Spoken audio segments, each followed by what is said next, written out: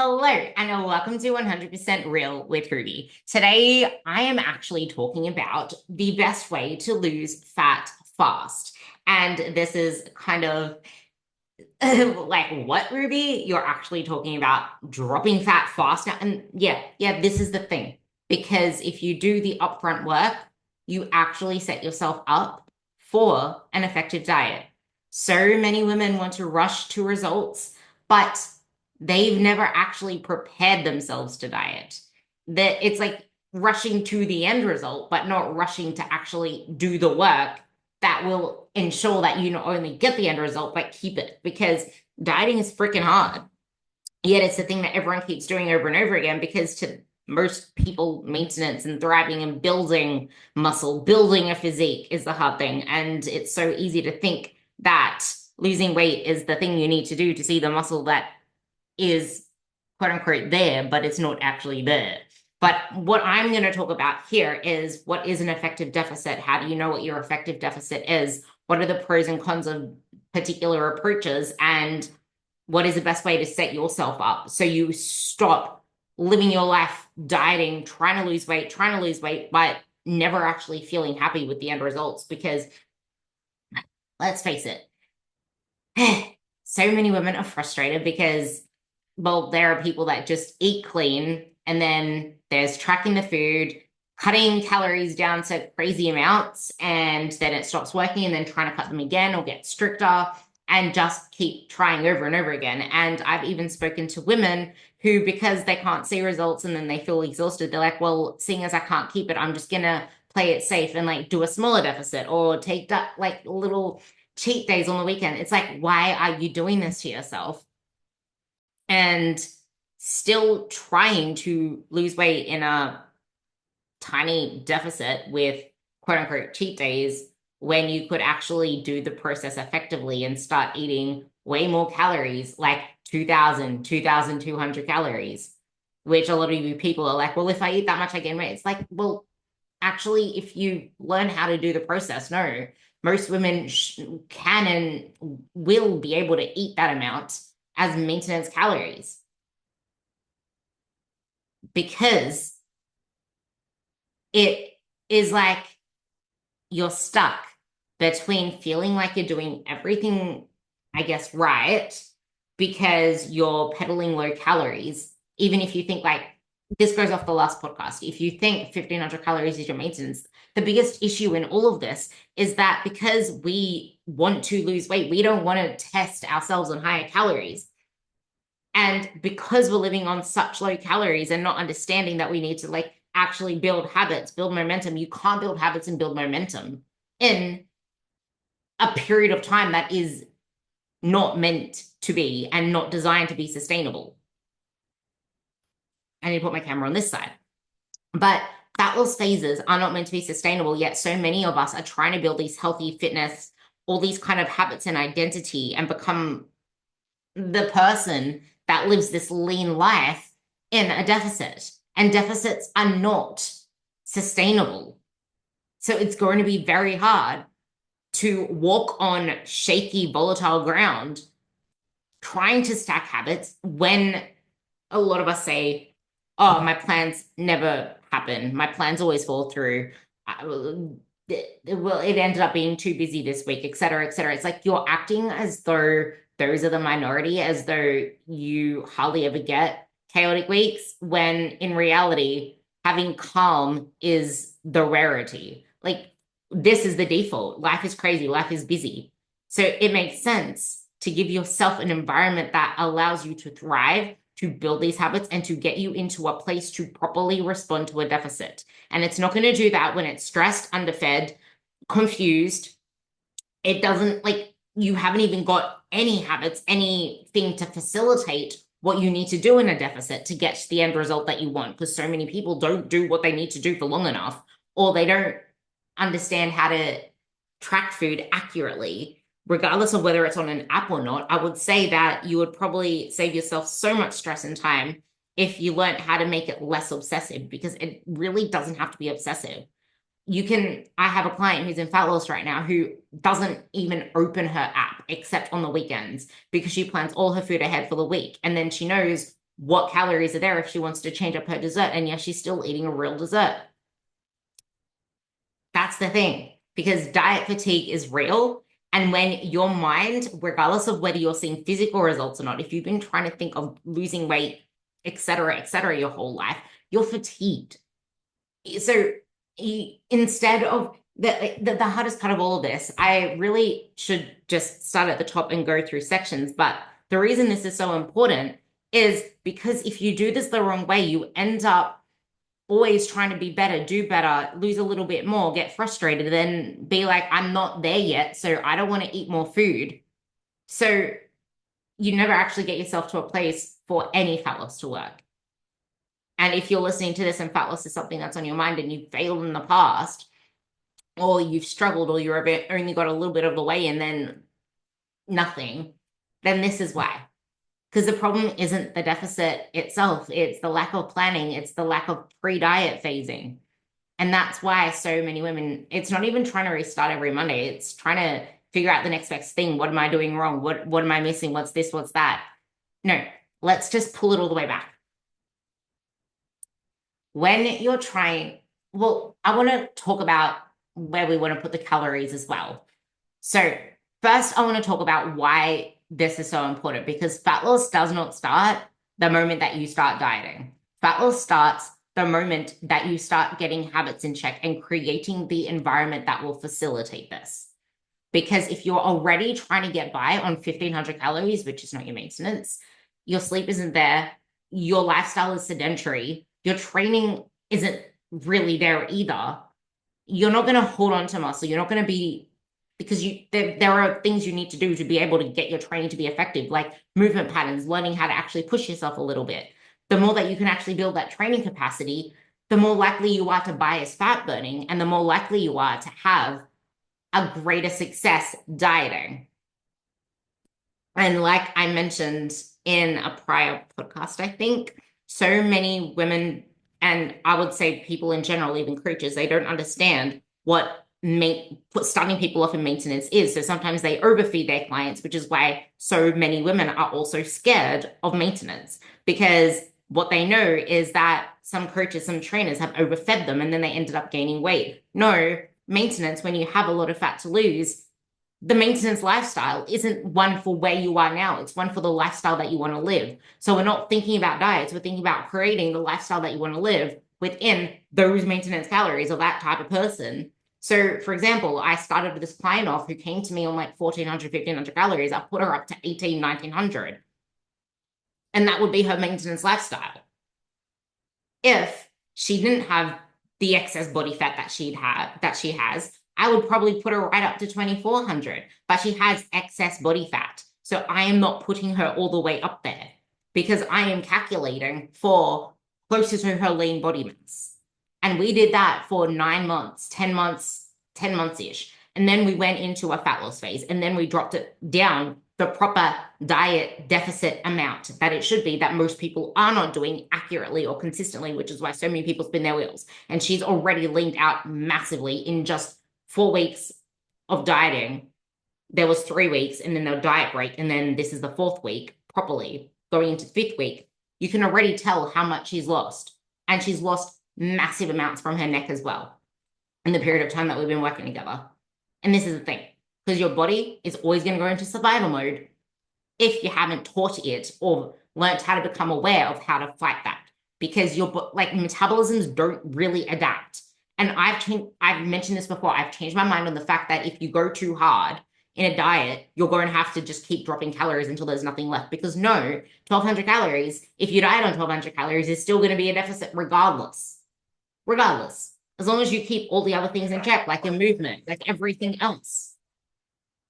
But if you're already eating 1,500, 1,600 calories, and then you want to diet on 1,300 calories, that's like a 200 calorie deficit, maybe 300.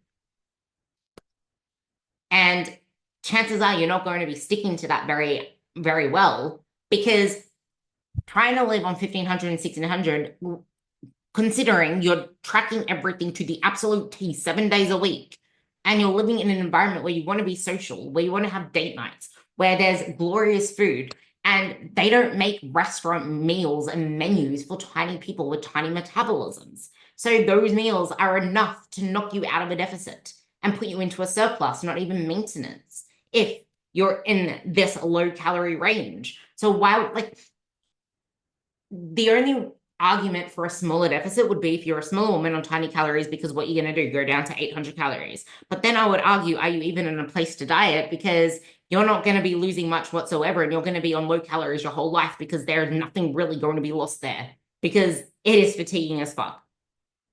You need to get yourself into a place to make the diets effective. You need to build up and realize that what you do in a diet phase is not meant to be sustainable, and trying to make diets sustainable and live your best life during fat loss will always backfire. If you try to keep all of your usual treats and all of your usual food, it's not going to work. I don't believe in that you should eat the same thing, because no, you're going to be hungry if that means you're going to have tiny portions of everything.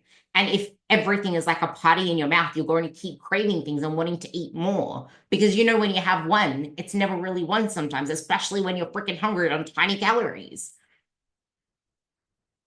You'll feel restricted and extremely hungry. You'll see minimal progress.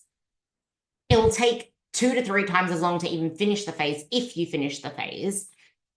It's trying to have the best of both worlds, quick progress and a lot of flexibility, but it backfires and you get no welds.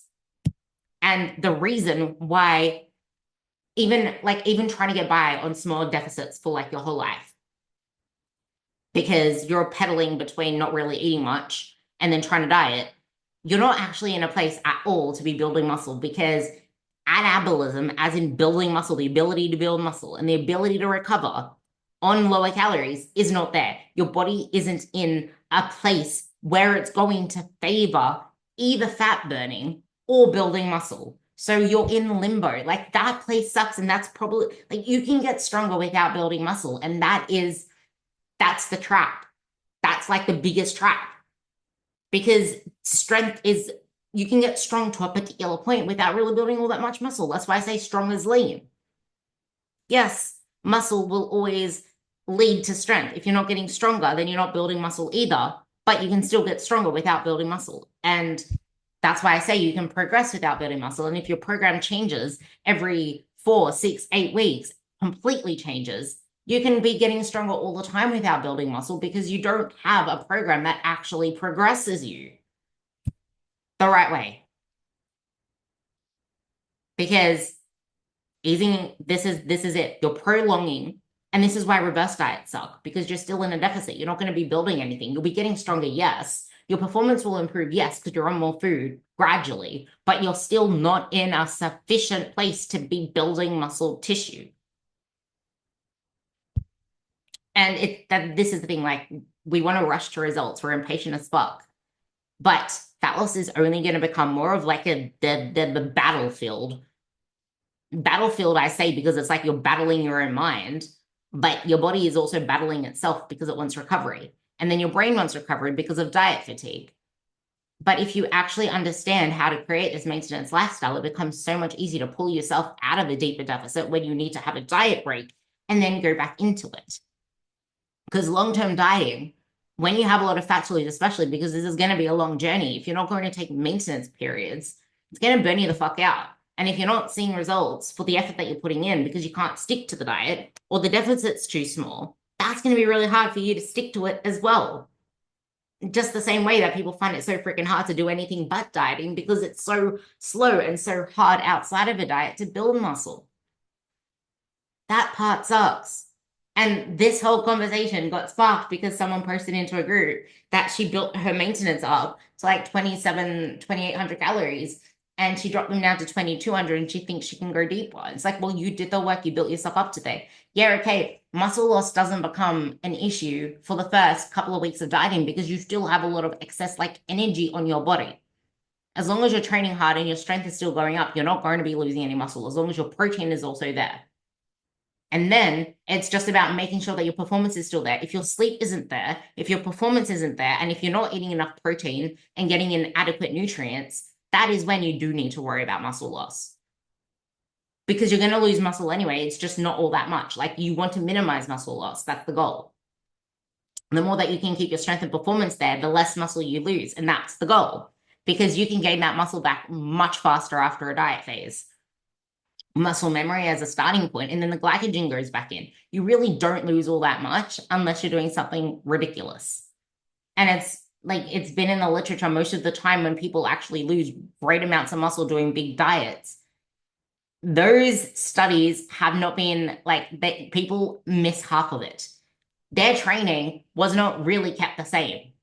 And there wasn't really anything to show for what was their recovery like, what was their lifestyle like, what were they doing with it. So it's yeah, it is very hard as well, especially as a small woman, especially if you're dieting on like the tiniest little calorie deficit. You can easily have like an apple and a banana and be out of your deficit.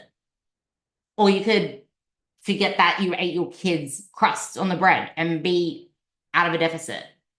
You end up getting hungry enough to be annoyed, but you're not seeing any progress to be motivated. And that's how you end up in the burnout binge restrict cycle. If you lick your peanut butter spoon, like it just sucks. You have zero room for error if you're doing a short diet. I mean, a small deficit. You don't want to go too aggressive. I'm against completely aggressive dieting, like 1,000 calorie diets. That's silly. But around the 500 calorie deficit mark is a great place to be. It's not extreme, it's effective. And it allows you to get in and get out without another half-hearted attempt, without another half-assed attempt, without another giving it a little bit because it never really works and I can't see the results from it. You don't earn any of these fat loss results in dieting. You earn it all before the diet because you're setting yourself up right. You need to prime your body for the deficit because fat loss is a phase. It is not a full-time job. It becomes a full-time job when you try to tiptoe your way through it and you don't set yourself up for success. And if you keep thinking that 1,500 calories is your maintenance, you're just going to end up completely exhausted all the time, up and down, and it's just not where you want to be. You want a responsive body.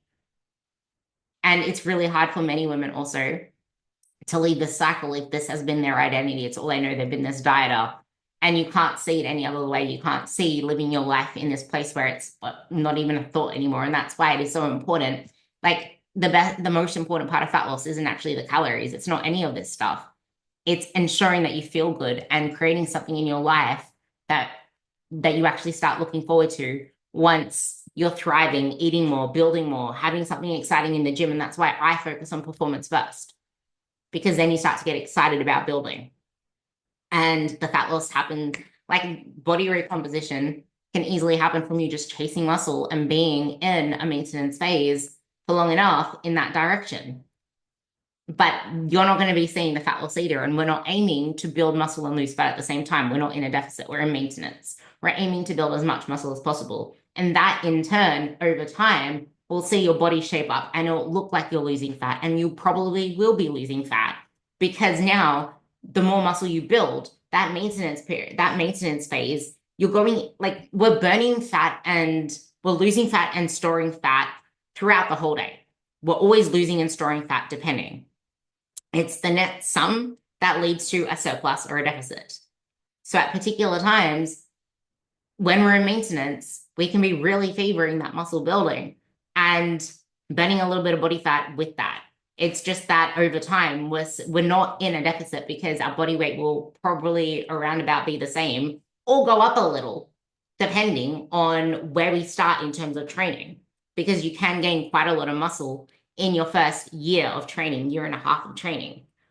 But none of this is worth you micromanaging every single little gram because you're doing tiny little deficits and trying to play safe and trying to make it this thing that's sustainable.